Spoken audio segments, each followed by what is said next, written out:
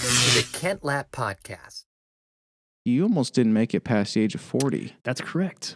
Your wife saved your life? You were having a heart attack? In a Is way. that right? What happened? Yeah, at the age of 40, I had a heart attack.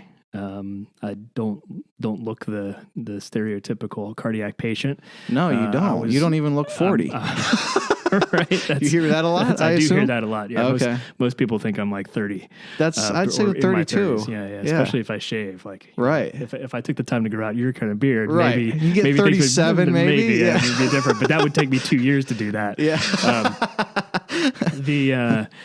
So yeah, youngish looks, not overweight, not a smoker, but genetics plus stress are not a great combination. And I learned that, thankfully, not as much of a hard way as it could have been, but turned out I had what they call the Widowmaker blockage, which is it's in your lower anterior. And sure enough, I had about a 99% blockage.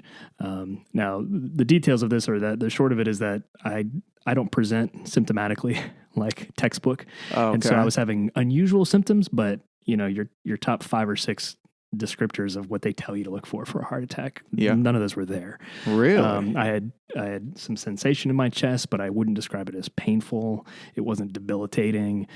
But the short of it is, after a couple days, frankly, of weird symptoms, I was walking on my what was then a very normal Washington, D.C. commute to the bus stop, which I would take to the metro. Okay. And about halfway to the bus, I felt a pressure that was like dead center in my chest. The previous day, it happened 3 times, also while I was walking.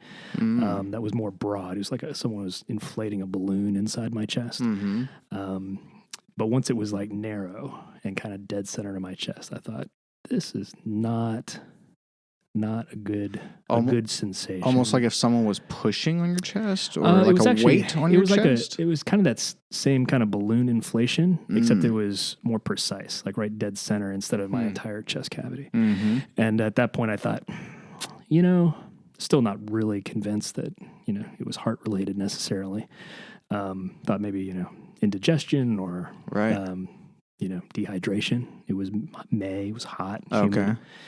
And I thought, this is fine. I'll go inside and rest. So thankfully I didn't, I did have this kind of like fork in the road moment where I thought maybe it's not a good day to get on public transportation right now. So you did a 180 and went back towards the house? Yeah, I went back towards the house, and my wife, she's a nurse practitioner. One of the insane blessings of my life is that I married a medical professional. Yeah. And she listened to my heart with a stethoscope, and she wasn't sure what was going on, but she knew it was abnormal enough that she didn't like it. So she said, we're going to the ER. What time of the day is this? It was morning. It was commuting hour. And I had a work phone call on the way to the hospital. Like, I was feeling fine. Because once I would stop exerting myself, the symptoms would subside. Oh, interesting. And went to the ER. And again, I don't present like a heart attack patient. The ER doctor initially thought indigestion, prescribed me some Maalox that I took there while we were thankfully waiting for the blood test that they give you to see if they're enzymes. Did they do an EKG actives. right away? They didn't do it right away. They took a blood test. But they took a blood test that measures an enzyme called troponin. And I think they may have... But yeah, they didn't put me on a monitor yet. Now, we'd gone to a walk-in clinic the evening before. They had diagnosed an arrhythmia, but it wasn't anything that appeared emergent, more than like schedule an appointment with a cardiologist next week. And so we were still waiting for that result.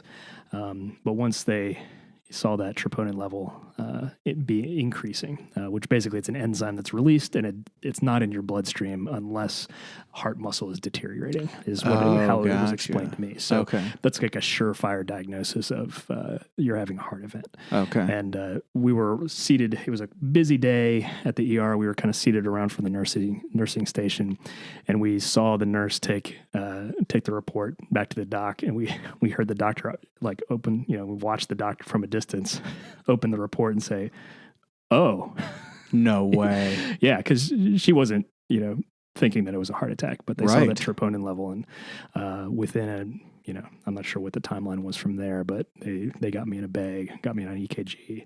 Wow. And, how soon is your chest open? Certainly within 2 hours, I think. I'm not sure how. Same hospital, or did you same transfer? Hospital. No, same hospital. Virginia Hospital Center up in Arlington. And which we had been there for a number of things before, kind of a hub of our healthcare at the time. Okay. And they took real good care of me. Dropped a stent up through my wrist, into my threaded it up into my heart. And what do you mean they put a stent in your wrist? Well, they used to. The traditional way to do it was through an artery or a vein. Pardon me, doctors. I'm going to get this terminology correct, but they would go up through a spot in your groin you'd thread the stent up to your heart through that way. But it's advanced to the point now where they can do it in your wrist. This little stent goes in your wrist, in the blood vessel or whatever, like a fishing line, all the way through your shoulder into. Why don't they cut the blood vessel open by the heart and just put the stent in and repatch it? Well, that's invasive. Sorry, that's invasive. You're saying you got this fixed without your chest getting cut open? Yeah. Yeah. Oh wow. It's an unbelievable. Wow. I mean, it was basically. I mean, I stayed overnight, but I was released by Friday. This happened on a Thursday morning. I was released by Friday dinner time. No cuts in your chest. They did not. None. So they cut into your wrist, put the stent in, and fish it into where it needs to be, and call it good, and somehow keep it there. Yeah. Yeah, so it's a highly, it's kind of an over-engineered piece of metal. I've got a picture of it in my wallet if you want to see it. But it's like a mesh tube. Remember those, what do they call it? Chinese finger traps or something? Okay. When we were kids. Do you have your wallet on you? I do. Can I see the picture? So it's compressed, and then when it gets to the right spot, of course they're watching it through... I guess it's radiology technology. Mm-hmm. So I actually woke up once and kind of saw the image on the screen, moving. Were you not supposed to be awake? No, I mean they knock you out. And they, it's funny. They ask you what music you want to listen to. Of course, that's on your way out. And then I woke up, I was like, this is not the music. So it's clearly the surgeons change it when you're... You're like, this guy's out. Let's change it back to... I woke up one time, and actually I thought it was pretty cool to watch, but your wrist is kind of pinned down and kind of torqued a little bit in such a way that it was just uncomfortable. So I was like, knock me out, guys. Yeah. What is happening at this place where they put the stent in? What is happening? Has a blood vessel collapsed, or has too much LDL built up? It doesn't have a picture on here now. I'll have to look it up on my phone. But that's the spot, if you want to see it. It's the lower interior. So what happens, what are we looking at here? There's your heart, obviously. X marks the spot. Right there. Is where my stent is. I can bring up a picture for you here. And is the blood vessel at that point, is it collapsing, or has it plugged? Or so this is kind of oh my goodness. But this is like, millimeters wide. It looks like a slide that's circular, like a kid's slide that's plastic, but instead of the plastic, like wire mesh almost, and then much tinier. That's kind of a better image of it. So I thought that we would be looking at a solid tube. No, it's a mesh thing. Just to keep the... Yeah, just keeps the vessel open. And so what it was explained to me is basically the theory... It's hard to diagnose these things retroactively.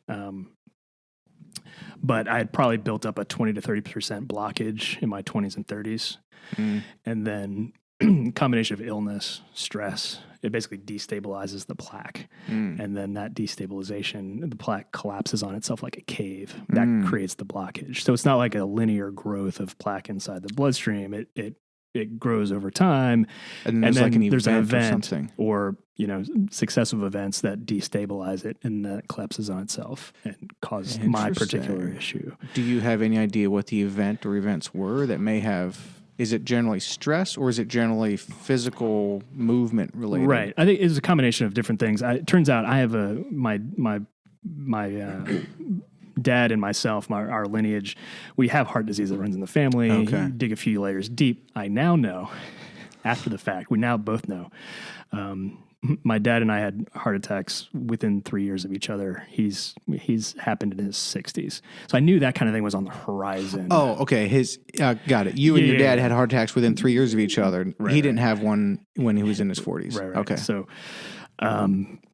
anyway, what we now know also is our particular bodies cling to LDL, the bad cholesterol, like white on rice. And so it's wise for us to take some extra precautions to keep our LDL lower, even than would be normally recommended. Yeah. For men of a certain age. Interesting. So. The way our family nurse practitioner explained HDL and LDL to me a couple years ago was HDL is kind of like a train, and LDL is like the bad baggage, if you will, and it needs to get on the HDL to move through the system. So you want enough of HDL to carry the LDL, the bad stuff, through, because not all cholesterol is bad. HDL is good, LDL is bad. Right. Yeah. And so having a high, because my cholesterol was a little higher than normal, but thankfully it was more the HDL. So apparently it wasn't that big a deal. Yeah. You want HDL to be good or high. Yeah. And it turns out what I'm learning is so you can take meds and you can work on your diet to decrease the LDL. The bad, but you cannot take meds to increase the good cholesterol, the HDL. Oh, the only thing that increases is through physical activity. Really? Exercise, yeah. To increase HDL? To increase HDL. It's physical activity.